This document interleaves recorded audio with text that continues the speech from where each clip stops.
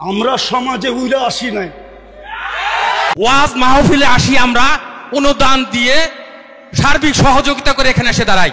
আল্লামা নজরুল ইসলাম কাসেম তার মাহফিলে পর্যন্ত দেখলাম 2 পয়সার এমন সভাপতি, আল্লাহ হেদায়েত দান করুন জালেম রে।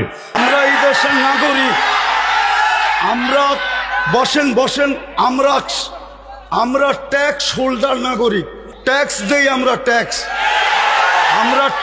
ছাড়া এই দেশে থাকি না। আর অনেক সবার কথা বলছি না, অনেক বক্তা আছে অর্থের বিনিময়ে এখানে আসে। বিচার করতে হবে।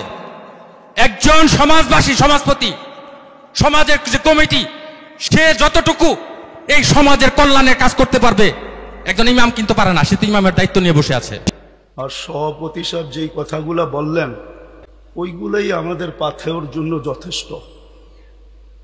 কেননা ওনারা আমাদের দেশের কর্ণধার, ওনাদের কৃপাই আমরা বেঁচে আছি। ওনাদের কৃপা যদি না থাকতো তাহলে হয়তো আমরা দেশে থাকতেও পারতাম না, বা দেশে থাকতামও না। কোথায় থাকতাম আল্লাহই জানে। সময় নাই আমার কাছে, আপনি বসেন, আমার কাছে সময় নাই। রাখেন। আমরা সমাজে উইরা আসি নাই, আমরা এই দেশের নাগরিক। আমরা বসেন আমরা ট্যাক্স হোল্ডার নাগরিক, ট্যাক্স দেই, আমরা ট্যাক্স ছাড়া এই দেশে থাকি না। আপনারা বসেন। আমাদের দেশের কালচার এটা হয়ে গেছে, সবাই হুজুরদের কথা বলে কিন্তু হুজুরদেরকে আন্ডার এস্টিমেট করে। আমি পায়ে হাত দিয়ে বলবো, আমাকে কেউ আন্ডার এস্টিমেট করেন না। আপনারা আমাকে চিনেন না, আমার পরিচয় জানেন না। আপনারা বসেন, আমার পরিচয় আপনারা জানেন না, আপনারা আমাকে আন্ডার এস্টিমেট করেন না। আমরা সর্বওয়াজ মাহফিলে এটা ভুগতেছি আজকে 16 বছর ধরে না। আমরা জন্ম থেকে জ্বলছি, যেটা বাংলাদেশের প্রবাদ বাক্য, আমরা জন্ম থেকে জ্বলছি, জন্ম থেকেই জ্বলা। আর কতদিন আপনাদের পায়ে হাত দিয়ে বলি বসেন, আওয়াজ করবেন না, কেউ আওয়াজ করবেন না। আমাদের সময়ের দাম আছে, এরকম যে আমাদের সময়ের দাম নাই, বা আমাদের এইটা কইরা খাইতে হবে এরকম কোনো জরুরি না যে আমাদের ওয়াজ করেই খাইতে হবে। আমাদের খাওয়ার অনেক ব্যবস্থা আল্লাহ রেখা দিছে। যেই আল্লাহ আমাকে জন্ম দিছে উনি আমার খাওয়া তৈরি করেন নাই না, খাওয়া ছাড়া আমাকে দুনিয়াতে পাঠায় দিছে যে আমাদেরকে এইভাবে কইরা খাইতে হবে। আপনাদের পায়ে হাত দিয়া বলি, আওয়াজ করবেন না। বাস আমি যেটা বলছি, সভাপতি সাহেব আমাদেরকে দিক নির্দেশনা ভালোই দেখাইছেন, খারাপ না। কিন্তু আমি আপনাদেরকে বলতেছি, আমার হাতে সময় নেই, আমার আরেকটা প্রোগ্রামে যেতে হবে। আমার এখানে লেখা আছে 9টা, দেখেন যদি লেখা না থাকে। এখন বাজে কয়টা বলেন তো আপনারা?